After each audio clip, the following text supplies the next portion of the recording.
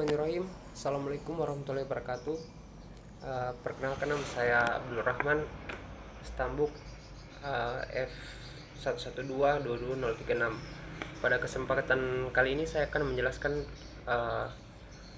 mengenai tugas aspek hukum dan manajemen kontrak, hubungan antara tiga doktrin hukum kontrak, yaitu essentialia, naturalia, dan accidentalia. Nah, pada kesempatan kali ini saya akan melampirkan kontrak.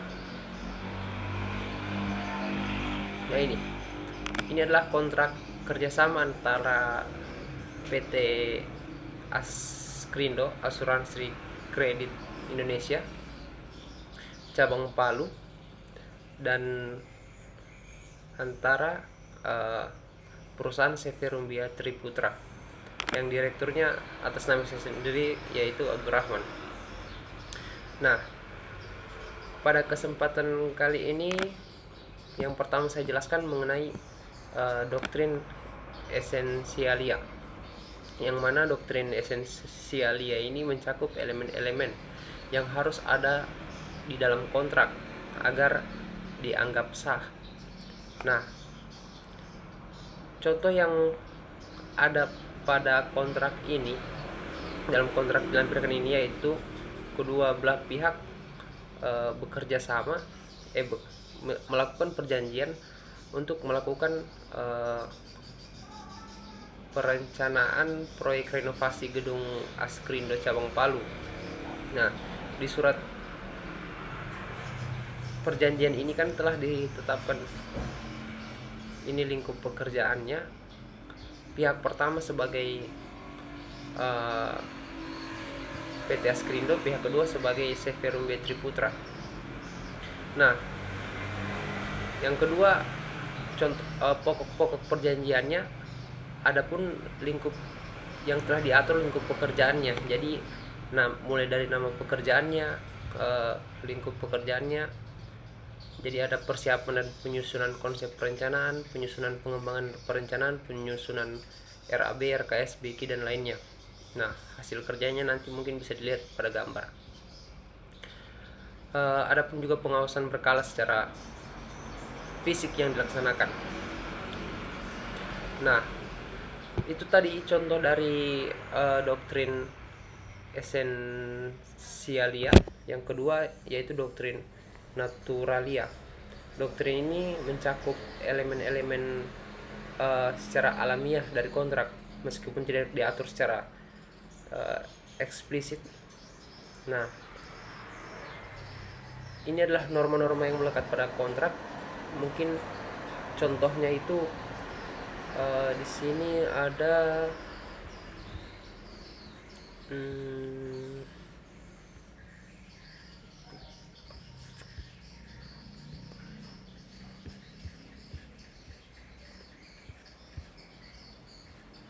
saya cari dulu perjanjiannya.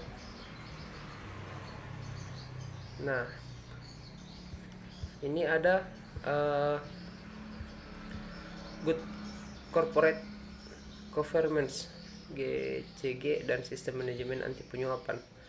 Nah, ini salah satu contoh yang termasuk dalam doktrin naturalia, yang mana bahwa rangka penerapan ini manajemen anti penyuapan. Jadi pihak pertama, pihak kedua dilarang memberikan suatu berupa apapun, tidak menerima, tidak menawarkan, atau tidak memberi janji akan berupa hadiah, imbalan, atau berupa apapun kepada siapapun yang diketahui atau patut dapat diduga berkaitan dengan SPK ini, atau kepada pegawai pihak pertama semua tingkatan, baik sebelum maupun setelah pelaksanaan pekerjaan. Nah, contoh yang kedua itu mungkin prinsip keadilan. Jadi dalam kontrak ini jadi sebelumnya telah adanya negosiasi harga. Jadi telah disepakati negosiasi harga teknis penawaran pengadaan jasa konstruksi. Nah, pada tanggal 1 Maret. Jadi eh, dalam kontrak ini mematuhi prinsip keadilan dan tidak merugikan kedua belah pihak, karena mengenai harga dan lingkup pekerjaan telah diadakan negosiasi sebelumnya. Nah, untuk yang terakhir yaitu doktrin aksidentalia. Nah, doktrin aksidentalia ini mencakup unsur tambahan dapat disepakati oleh pihak-pihak, tetapi tidak wajib ada. Nah, kalau untuk contohnya di sini yaitu pengaturan mengenai pembayaran, berapa pembayarannya, dan tata cara pembayaran. Pembayaran itu dilakukan melalui 4 tahap. Tahap pertama 20%, tahap kedua 60%, selanjutnya tahap ketiga 10%, dan tahap keempat 10%, di mana pembayaran dilakukan juga diatur. Nah, ini kayak ini, tahap pertama itu dilakukan setelah SPK ditandatangani, dan selanjutnya seperti itu.